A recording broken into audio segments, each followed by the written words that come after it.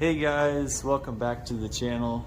Today we're going to be talking about slices, what they are, what is a slice obviously, how they operate, how they work, how they function, what kind of equipment and investments and things you're going to need to be able to set these off, and how to secure them so that they don't tip over, things like that.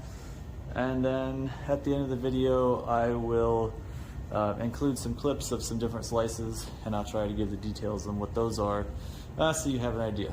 So let's get started.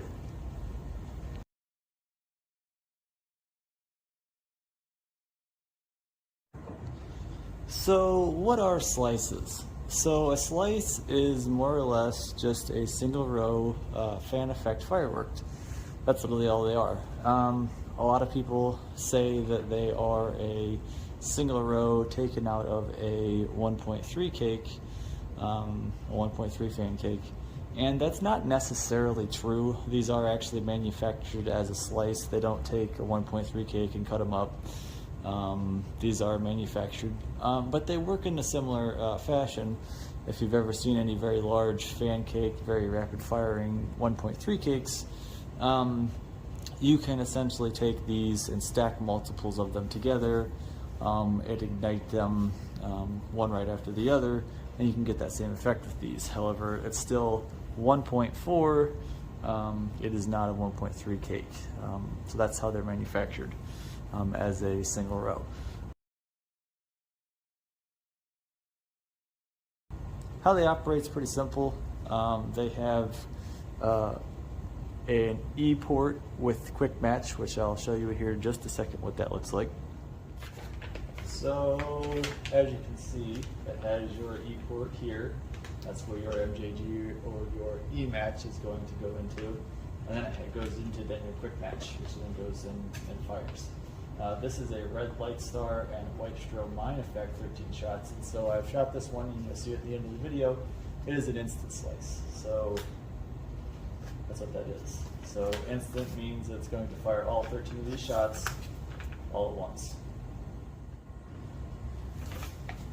So the next effect that we have is what we call a sweeping effect. And the sweeping effect is going to work from a left to a right or from a center out.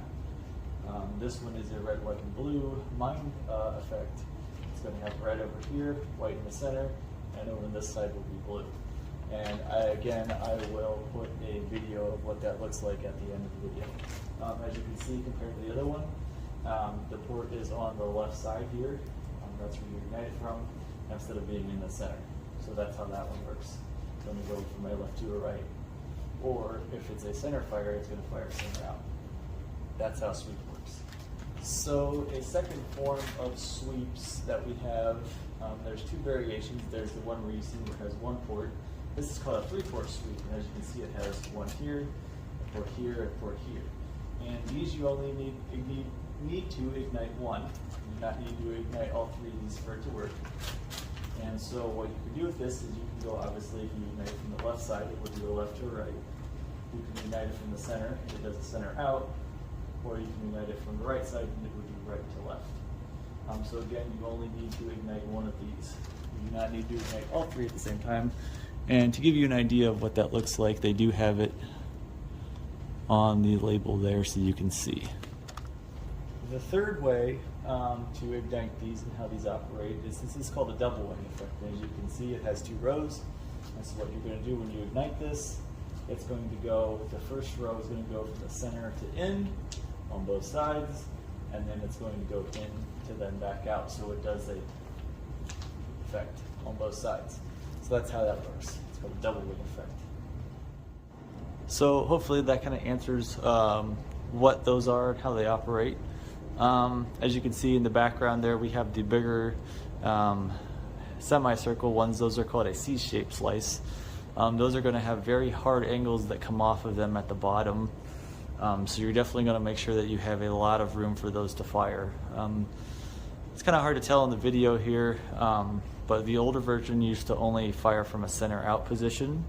The new ones that I got this year, they can fire from a center out position, or they can fire from a left to a right position as well.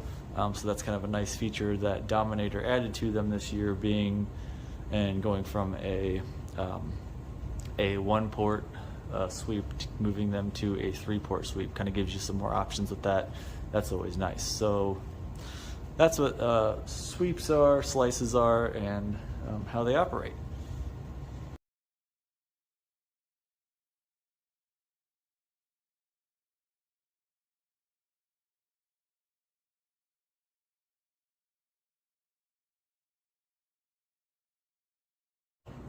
Equipment.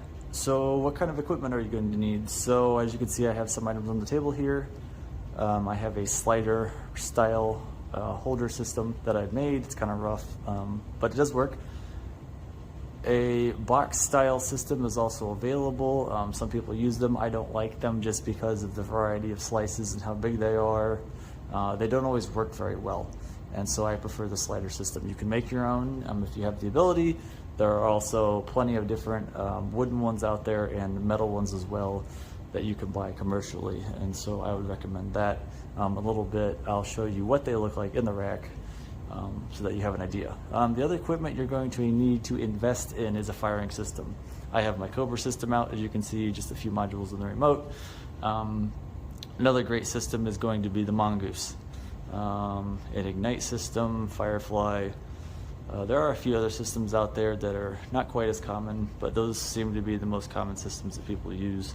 So you definitely want to get yourself a firing system. I believe the P1200 with a crackle cube is another one that you can also use. It's a pretty decent system. It's cheaper, but it's a decent system to use for starting out when you're getting into the e-fired world. But you absolutely, definitely 100% are going to need a firing system for this. Do not hand light these items. You can get hurt very, very quickly. That's not what they're for. Again, as you've seen, they say electronic firing only on them, and so you need a firing system to use these.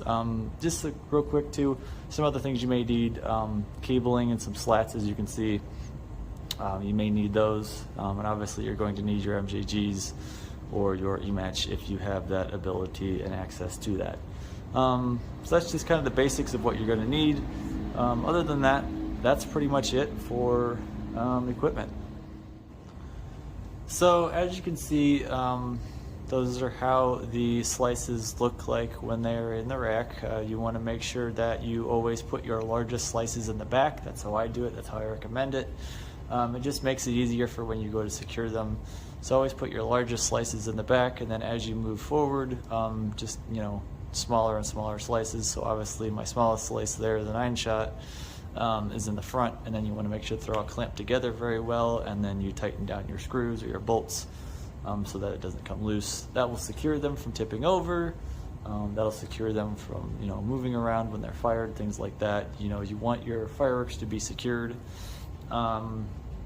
Another way that you can do them, if you don't have one of those slice racks, or you do not have one of the box style racks, is you can actually just take 1x1 wooden stakes, and you can stake them 2 in the front and 2 in the back on each of the slices, and that will work for what you need. I know some people will do that method. It's not always the best way to do it, but in a pinch, or if you just don't have racks starting out, that will work. But I definitely recommend that you use a rack. It's just a much safer option, and it works. And then you can always have those racks year to year and whatnot. So that's a good way to go about securing them. So hopefully that answers any questions you have about slices. Like I said, I'm going to put here at the end of the video a few different examples of what they look like in the air, the ones that I've shot off, so you can have an idea. If you have any questions, don't be afraid to drop it in the comment section.